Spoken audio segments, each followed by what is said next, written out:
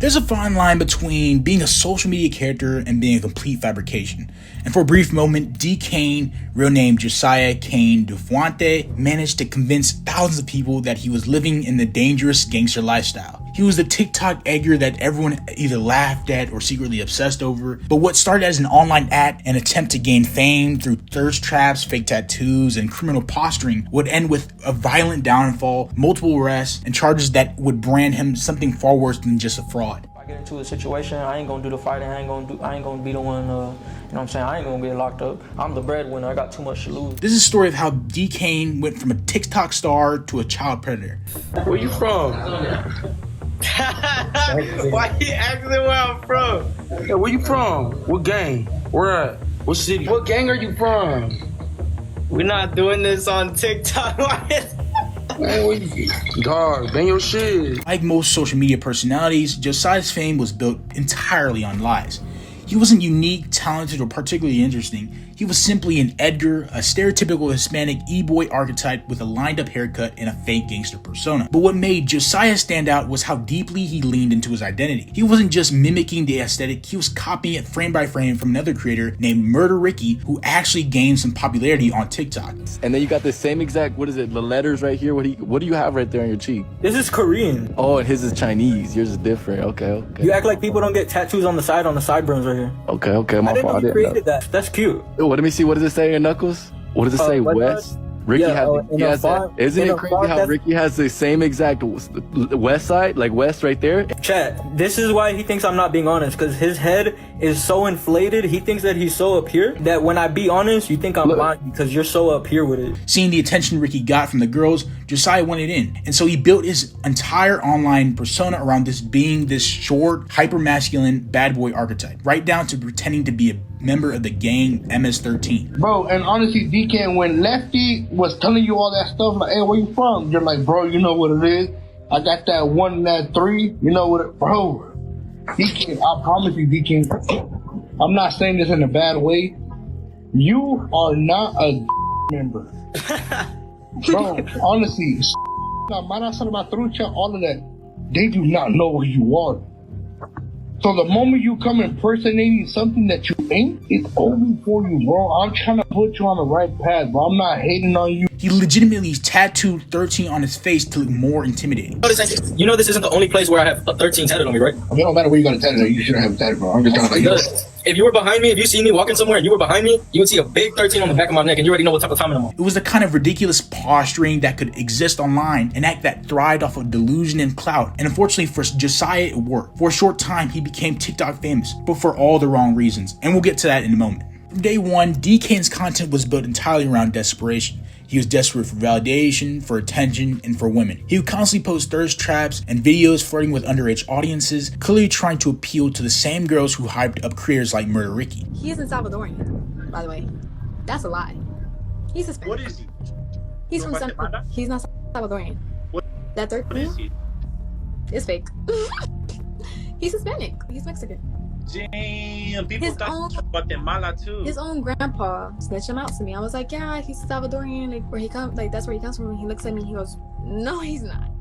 But behind the screen, Josiah was just a 22-year-old young man trying to be a high school heartthrob. He would even lie about his height and age, claiming to be younger or taller depending on who was asking. The image he created wasn't just exaggerated, it was just fictional, plain and simple. His tattoos were fake, his accent was forced, his backstory was inconsistent, and even his appearance was drawn on. Eyebrows, mustache, and all. But still, his videos blew up. Millions of views from girls who thought he was dangerous or mysterious. And when you build an audience off of delusion, you start to believe it yourself. Josiah wasn't just pretending to be someone else anymore, he was living it.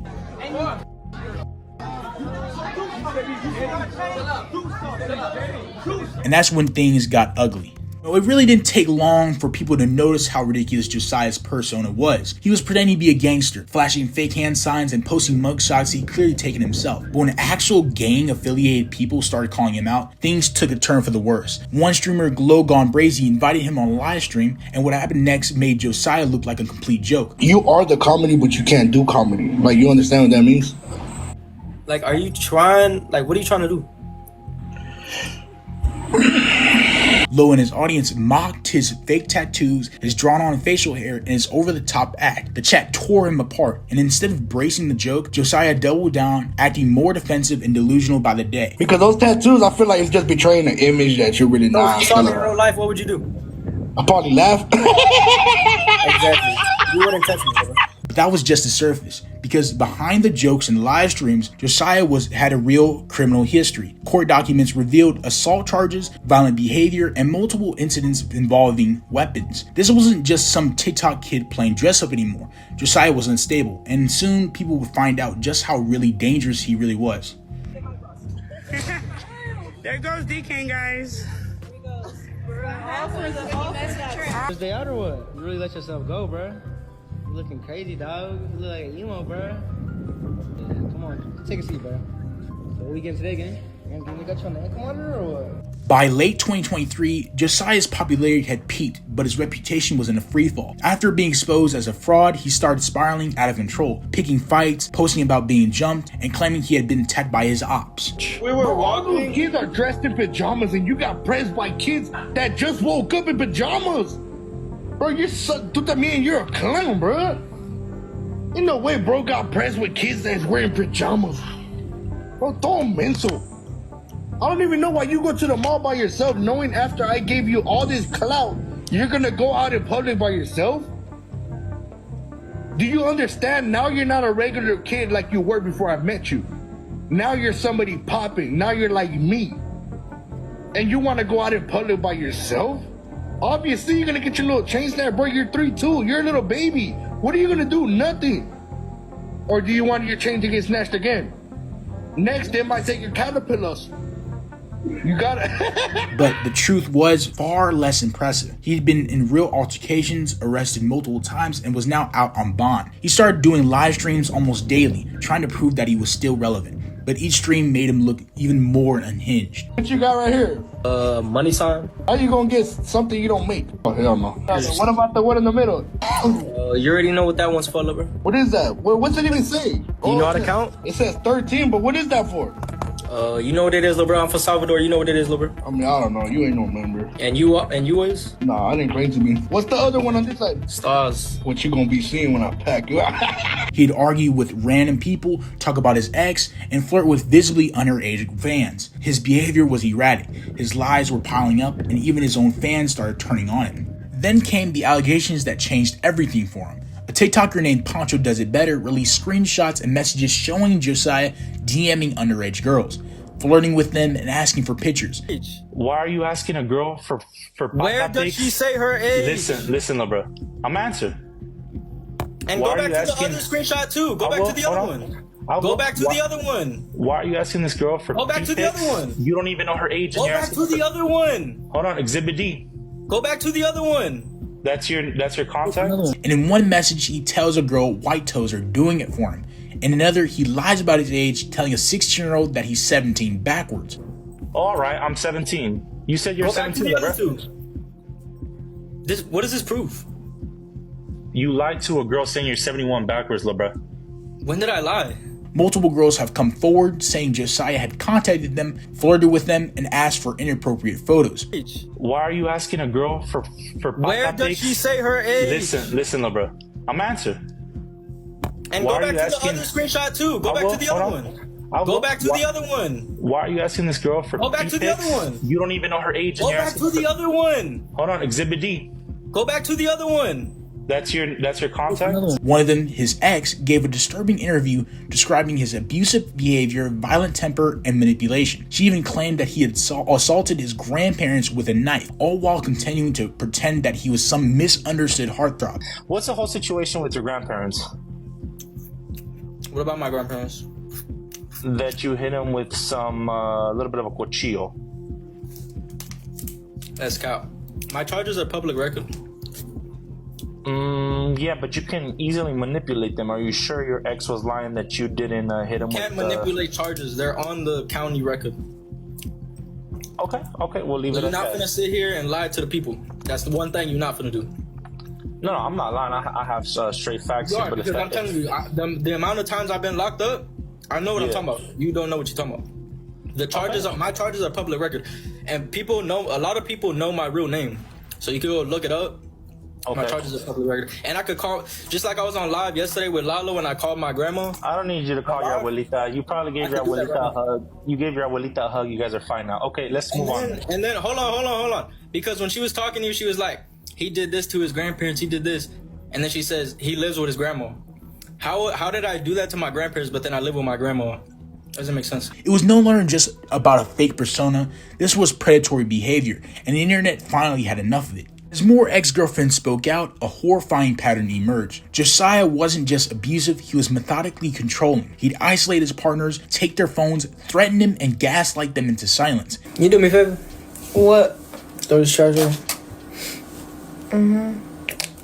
Alright, give me your phone too. Why? Cause I said. Don't ask me no why. Go.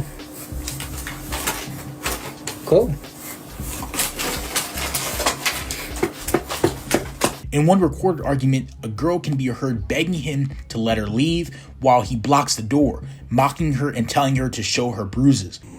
You're not letting me leave, dude. So yes, I look embarrassing and I have to sit on a windowsill because he's not letting me leave and his grandparents aren't here. Tell them how you just laid your hands on me right there. I did. Show me the bruises. My fucking jacket's on. But if you had bruises, wouldn't you want to show them? If you had bruises, wouldn't you want to show them to the camera? Because your legs look fine. I wanted you to do it the right way and call the cops. Your legs look fine. You didn't grab my legs, but you grabbed me by my arm. Oh, so if you had bruises, wouldn't you want to show them to the camera? I would, but I'm not taking off my jacket because I have a bra. I have a bra on. Oh, yeah, for sure. Yeah. Instead of recording me, you could call the cops and we can get this settled. I'm not going to. I don't want the cops. Somebody call the cops! Alright, yeah, don't be yelling like that. Somebody call the cops! Somebody call the cops! Somebody call the cops! Another girlfriend said he had over 900 girls' contacts in his phone. I mean, 900. What the f? Many of them minors. Every story painted the same picture. Well, Josiah was just a manipulative, violent, and obsessed with power cunt. And throughout all of it, he kept posting online, pretending everything was fine, like the world didn't already know who he really was. In early 2025, Josiah's delusions finally started to catch up to him. He was arrested after being found with an illegal firearm at a restaurant following a chaotic dine and dash TikTok trend. Court documents revealed that he was already out on bond for previous assaults, meaning that this was a direct violation. His girlfriend, another young TikToker, even tried to take the blame for the gun. Trevino admits to DKane taking the blame for her charges the night that he was arrested. Let's take a look at this clip. And that's why they never arrested me, because he said it was his bag.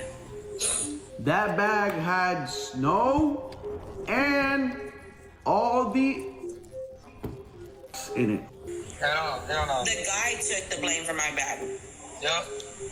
The guy that she was referencing to is DKane, and if he is convicted of all charges, he could face up to life in prison. In a recent phone call that DKane made from jail, he was pleading the community for help and if anyone can pay his $40,000 bond. He even asked for a bond reduction where he got denied, and they even raised his bond amount close to $1 million. Now, some fans are saying that DKane could be released and acquitted of some charges after... But the truth was obvious. The situation spiraled. Police reports, live stream evidence, and even statements from his girlfriend's family painted a terrifying picture of someone who completely is detached from reality. And yet, even from jail, Josiah didn't even take it seriously. He bragged in calls and that he'd be out soon. And unsurprisingly, he was. Despite the arrests, the abuse allegations, and the grooming claims, Josiah still returned to social media. He appeared in cringy dating videos, still pretending to be an influencer, still lying about everything. But it didn't last. In July 2025, just months after getting out, he was arrested again.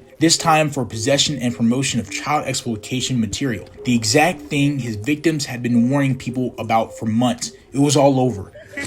There goes DKane, guys. The fake gangster, the fake influencer, that fake persona, now facing felony charges that will follow him for the rest of his life. Word already went around town. Bro, you're done with. After today, everybody's going to start unfollowing you. You're with 16-year-olds. Your Didi.